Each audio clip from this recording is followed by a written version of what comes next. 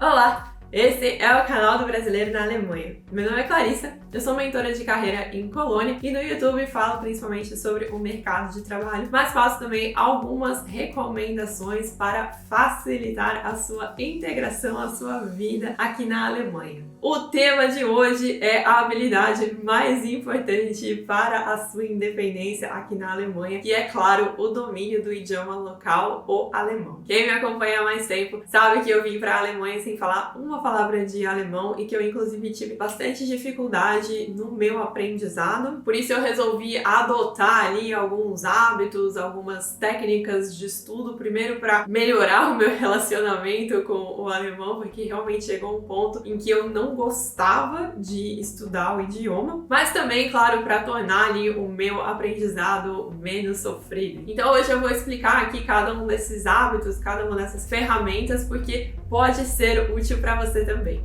A primeira coisa que me ajudou muito nesse processo foi encontrar uma metodologia que potencializasse o meu aprendizado e, claro, que estivesse dentro das minhas possibilidades financeiras. Um dos primeiros vídeos, um dos mais antigos aqui do canal, é justamente falando sobre a minha experiência com o curso intensivo de alemão. Esse é um tipo de curso que a maioria das pessoas resolve adotar quando estão em uma situação como a minha, né? Que é essa necessidade de aprender o alemão o mais rapidamente possível. Porque basicamente no curso intensivo você tem várias horas de aula todos os dias, então você consegue finalizar cada um dos níveis ali do alemão em questão de semanas. Por exemplo, em questão de 6 semanas você consegue terminar um nível, por exemplo. Só que justamente por conta desse ritmo, o método do curso intensivo, ele não funcionou pra mim, porque as aulas, elas realmente eram muito longas, eram muitas horas ao longo do dia, então chegava um determinado momento que eu simplesmente não assimilava mais as informações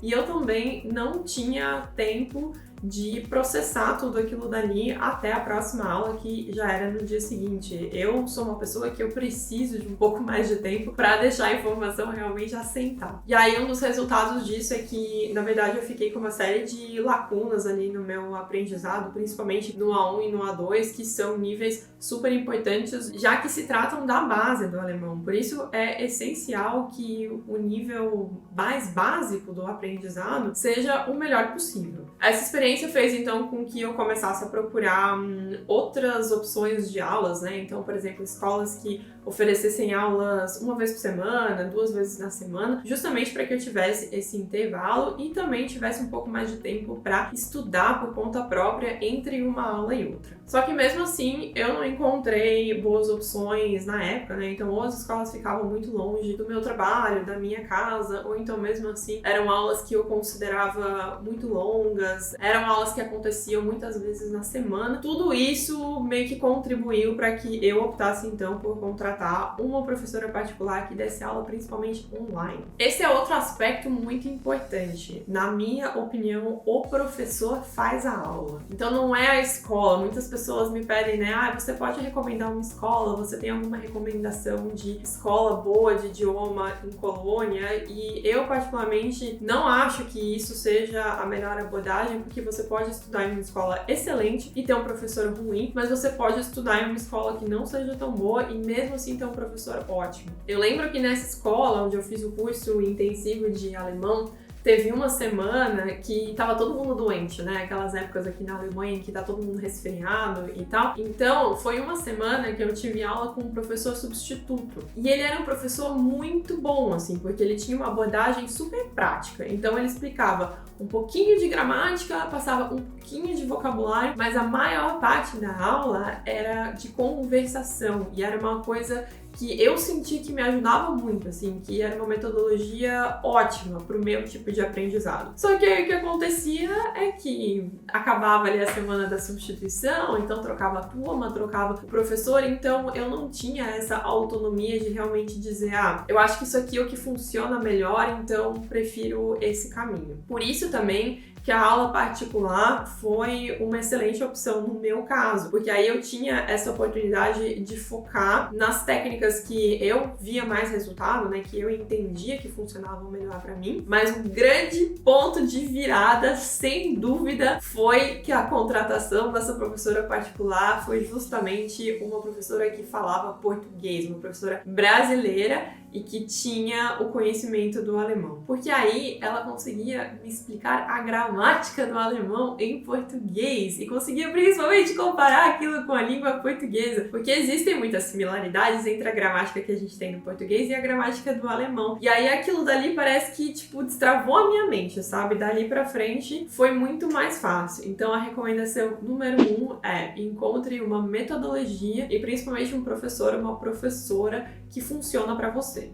Outra coisa muito importante quando a gente fala de aprendizado do idioma é aceitar o seu próprio ritmo. Isso também foi difícil pra mim. Como eu tinha essa pressa lá no início, né, eu queria aprender alemão o mais rápido possível, eu comecei a definir umas metas de estudo pra mim que eram completamente ilusórias. Então eu dizia lá pra mim mesma que eu ia estudar 1 hora por dia, né? Eu tenho esses livros aqui que principalmente ajudam bastante na questão de vocabulário e pra fixar a gramática também. Então eram livros complementares, digamos assim, aos livros que eu utilizava nas minhas aulas de alemão. E aí eu dizia pra mim mesma que eu ia fazer 1 hora de exercícios desses livros todos os dias, que além disso eu ia, claro, fazer a lição do meu curso de alemão mesmo, mas eu também ia ler 10 páginas de um livro em alemão por dia e eu ia escrever 1 página sobre o meu dia em alemão. É claro que eu não dava conta de fazer isso, né, gente? E aí, claro, o que acontecia é que em um dia eu não conseguia cumprir essa meta, aí eu ficava frustrada e ficava ali 2, 3 dias sem estudar, aí eu ficava mais frustrada ainda quando eu voltava a estudar, ou seja, claramente era uma coisa que não funcionava.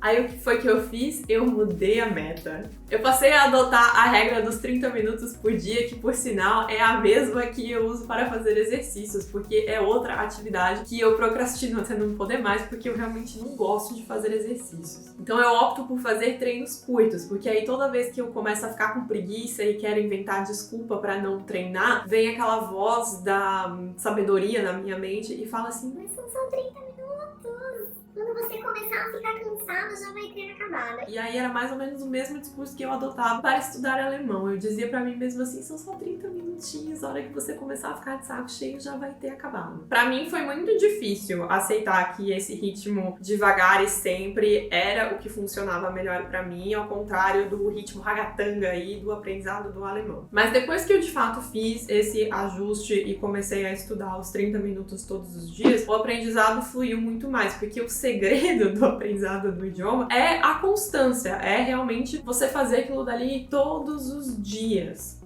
Outra coisa que me ajudou bastante, e é uma técnica que eu particularmente não vejo muitas pessoas falando a respeito, é usar um código de cores para estudar. Isso foi fundamental, principalmente lá no início, né, no A1, no A2, quando a gente está aprendendo muito vocabulário, e principalmente é um pouco difícil lembrar a questão dos artigos, dos gêneros no alemão. Porque em alemão, né, a gente tem o der, die, das, que são os artigos de cada um dos gêneros, então masculino, feminino e neutro. E é muito importante que você saiba qual que é o artigo correto que acompanha cada um dos substantivos, porque é isso que influencia depois uma série de regras gramaticais. Então, se você não pega isso lá no início, depois começa a ficar muito complicado. E aí, o que eu fazia, como eu sou uma pessoa muito visual, é que antes das minhas aulas de alemão, eu sempre lia todos os textos que iam ser discutidos, que iam estar nos exercícios da aula que eu ia fazer no dia seguinte, por exemplo, e eu já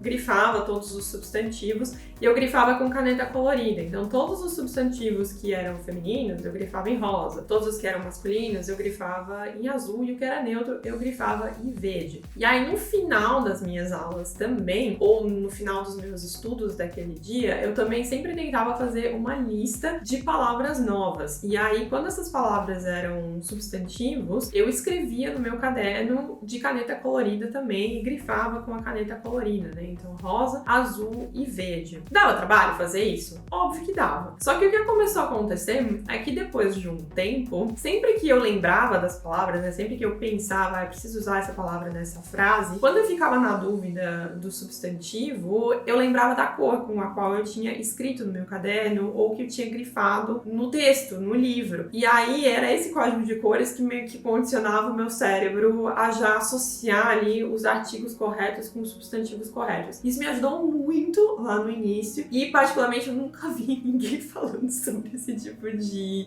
metodologia para estudar. Então fica aí a recomendação. Inclusive, eu tive uma colega no curso de alemão que ela aplicava essa técnica usando post-its. Então ela escrevia as palavras em post-its coloridos e ela colava os post-its na casa dela. Então, por exemplo, o espelho em alemão se diz der Spiegel, né? Então der é o artigo e Spiegel é o substantivo que se refere a espelho. E aí o que ela fazia é que ela escrevia der Spiegel em um post-it azul, por exemplo, e colava no espelho do banheiro. Aí todos os dias quando ela ia lá escovar os dentes, ela ficava olhando o post-it azul e ela lembrava que aquilo dali era Spiegel e que o artigo correto era masculino.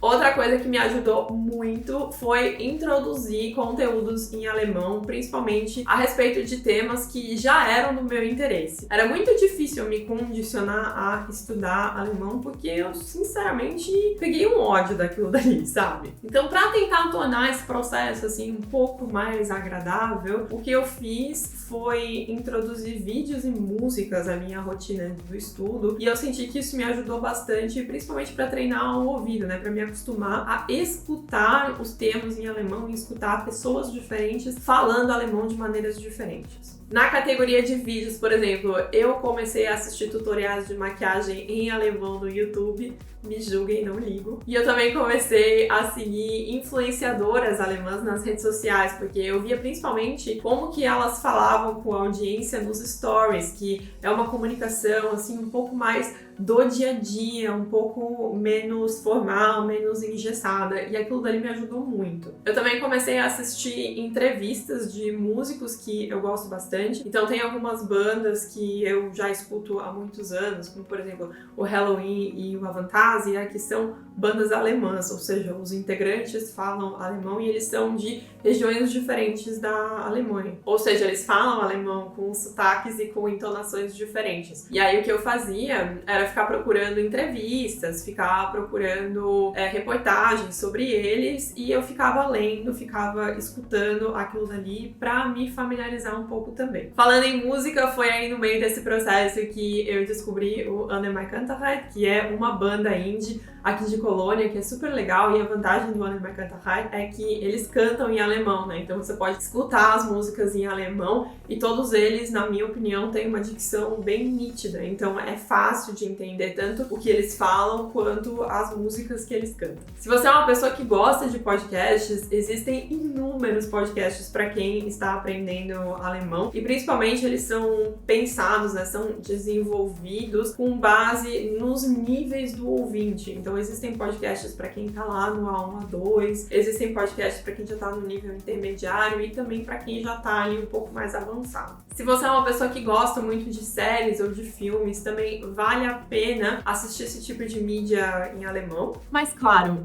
vá assistir uma coisa simples, não invente de assistir Dark, porque é uma série que quase não faz sentido em idioma nenhum. Você pode escolher também uma série que você já viu, né, que você já conhece, porque quando a gente tem uma ideia da narrativa ali, do que é que tá acontecendo na história, fica mais fácil de acompanhar mesmo quando você não tá entendendo ali palavra por palavra do que os personagens estão falando. Então eu, por exemplo, reassisti duas séries que eu já vi muitas e muitas vezes, né? A primeira é Party of Five e a segunda é Dawson's Creek. Na época as duas estavam na Netflix, não sei se ainda estão, mas eu assisti dublado em alemão e legendado em alemão, porque como eu já assisti 300 vezes, né? Eu meio que já sei os diálogos de cor e aquilo dali me ajudou bastante. Até porque são séries teens, né? E série teen é sempre ótimo para aprendizado de idioma. E claro, existem algumas dicas ótimas de leitura também, que com certeza vão contribuir aí com o seu aprendizado do alemão, mas essas eu vou deixar para o próximo vídeo. O meu objetivo hoje era falar sobre algumas técnicas, sobre alguns hábitos que me ajudaram muito, não só a aprender alemão, mas também a criar um relacionamento um pouco mais amigável com esse idioma tão difícil. Se você gostou do vídeo, já deixa o like, se inscreve aqui no canal, porque toda semana tem conteúdo novo por aqui. Um beijo e a gente se vê no próximo vídeo.